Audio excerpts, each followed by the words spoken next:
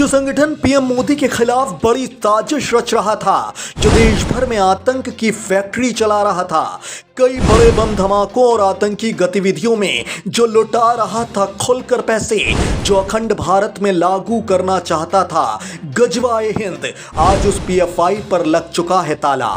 कौन दे रहा था पीएफआई को अरबों रुपए? इस देशद्रोही संगठन का पूरा कच्चा चिट्ठा हम आपको बताएंगे। पीएफआई से जुड़ी हर छोटी बड़ी जानकारी आपको मिलेगी अगले 5 मिनट में।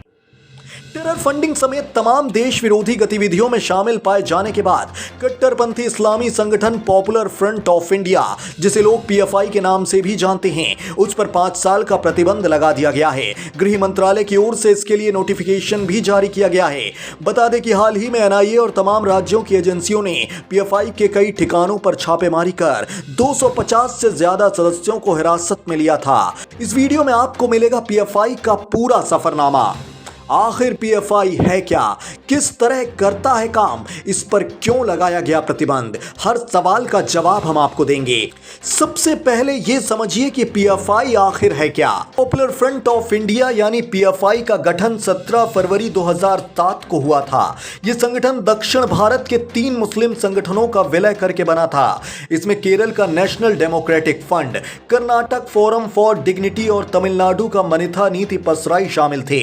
पीएफआई का दावा है कि इस वक्त देश के 23 राज्यों में संगठन सक्रिय है। देश में स्टूडेंट इस्लामिक मूवमेंट यानी सिमी पर बैन लगने के बाद पीएफआई का विस्तार तेजी से हुआ है।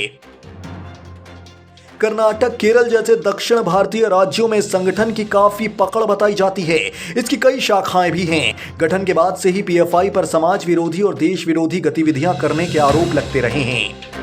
पीएफआई को फंड कैसे मिलता है? पिछले साल फरवरी में प्रवर्तन निदेशालय यानी कि ईडी ने पीएफआई और इसकी student wing campus front of India के 5 सदस्यों के खिलाफ मनी लॉन्ड्रिंग के मामले में चार्जशीट दायर की थी। ईडी की जांच में पता चला था कि पीएफआई का राष्ट्रीय महासचिव के रऊफ गल्फ देशों में बिजनेस डील की आड़ में पीएफआई के लिए फंड इकट्ठा करता था। ये पैसे अलग अलग जरिए से पीएफआई और सीएफआई से जुड़े लोगों तक पहुंचाए गए। जांच एजेंसी का दावा है कि लगभग 1 करोड़ 36 लाख रुपए की रकम आपराधिक तरीकों से प्राप्त की गई। इसका एक हिस्सा भारत में पीएफआई और सीएफआई की अवैध गतिविधियों के संचालन में खर्च किया गया। सीए के खिलाफ होने वाले प्रदर्शन, दिल्ली में 2020 में हुए दंगों में भी इस पैसे का इस्तेमाल की बात सामने आई थी। पीएफआई की ओर से 2013 के बाद पैसे ट्रांसफर और कैश डिपॉजिट करने की गतिविधियां लगातार बढ़ी हैं। जांच एजेंसियों का कहना है कि भारत में पीएफआई तक हवाला के जरिए पैसा आता है। अब आपको ये जानकारी भी देते हैं कि इस संगठन पर क्या क्या आरोप हैं। पीएफआई एक कट्टरपंथी संगठन है। 2017 में एनआईए ने गृह मंत्रालय को पत्र लिखकर इस संगठन पर प्रतिबंध लगाने की मांग की थी। एनआईए की जांच में संगठन के कथित रूप से हिंसक और आतंकी गतिविधियों में लिप्त होने की बात भी सामने आई थी। एनआईए के मुताबिक यह संगठन राष्ट्रीय सुरक्षा के लिए खतरा है। संगठन मुस्लिमों पर धार्मिक कट्टरता थोपने और जबरन धर्मांतरण कराने का काम करता है। एनआईए ने पीएफआई पर हथियार चलाने के लिए ट्रेनिंग कैंप चलाने का आरोप भी लगाया है। इतना ही नहीं, यह संगठन युवाओं को कट्टर बनाकर आतंकी गतिविधियों में शामिल होने के लिए उकसाता है। पीएम मोदी की जान को भी था खतरा।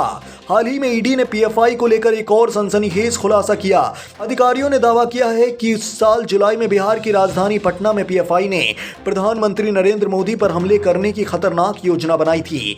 इसके लिए संगठन ने पटना में ट्रेनिंग कैंप भी लगाया था और कई सदस्यों को ट्रेनिंग देने का काम किया। इतना ही नहीं, इसको अंजाम देने के लिए वो कई विदेशी ताकतों के संपर्क में थे। पीएम मोदी की हर गतिविधि पर नजर रखी जा रही थी। एक मीडिया रिपोर्ट के मुताबिक केवल पीएम मोदी पर ही हमले नहीं, बल्कि पीएफआई अन्य हमलों के लिए भी टेरर मॉड्यूल तैयार कर रहा था। अब सवाल ये कि क्या पीएफआई ने कभी चुनावी राजनीति में हिस्सा लिया है? पीएफआई खुद को सामाजिक संगठन कहता है। इस संगठन ने कभी चुनाव नहीं लड़ा। यहां तक कि इस संगठन के सदस्यों का रिकॉर्ड भी नहीं रखा जाता है। इस वजह से किसी अपराध में इस संगठन का नाम आता है तो भी कानूनी एजेंसियों के लिए इस संगठन पर नकेल कसना मुश्किल होता है।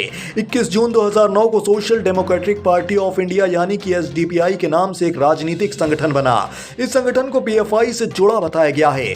कहा गया कि एसडीपीआई के लिए जमीन पर जो कार्यकर्ता काम करते थे वो पीएफआई से जुड़े लोग ही थे। 13 अप्रैल 2010 को चुनाव आयोग ने इसे रजिस्टर्ड पार्टी का दर्जा दिया। राजनीति में कितनी सफल रही एसडीपीआई? कर्नाटक के मुस्लिम बहुल इलाकों में ये एसडीपीआई सक्रिय रही। खासतौर पर दक्षिण तटीय कन्नड़ और उडुपी में इस पार्टी का प्रभाव देखा गया। इन इलाकों में संगठन ने स्थानीय निकाय चुनावों में सफलता भी हासिल की। 2013 तक एसडीपीआई ने कर्नाटक में कुछ स्थानीय निकाय के चुनाव भी लड़े। इनमें उसे करीब 21 सीटों पर जीत मिली। 2018 में उसे 121 स्थानीय निकाय की सीटों पर जीत मिली। 2021 में उसने उडुपी जिले के 3 स्थानीय निकायों पर कब्जा जमाया। 2013 में कर्नाटक विधानसभा चुनाव में पहली बार इस पार्टी ने अपने उम्मीदवार उतारे।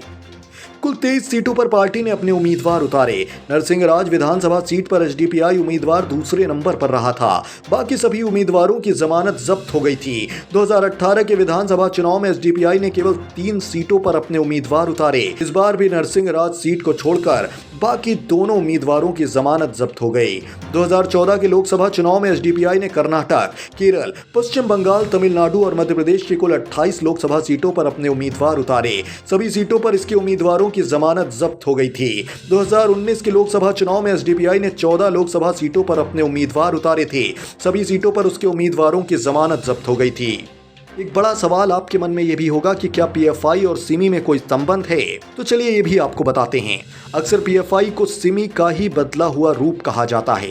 दरअसल 1977 से देश में सक्रिय सिमी पर 2006 में प्रतिबंध लगाया गया था। सिमी पर प्रतिबंध लगने के चंद महीनों बाद ही पीएफआई अस्तित्व में आया।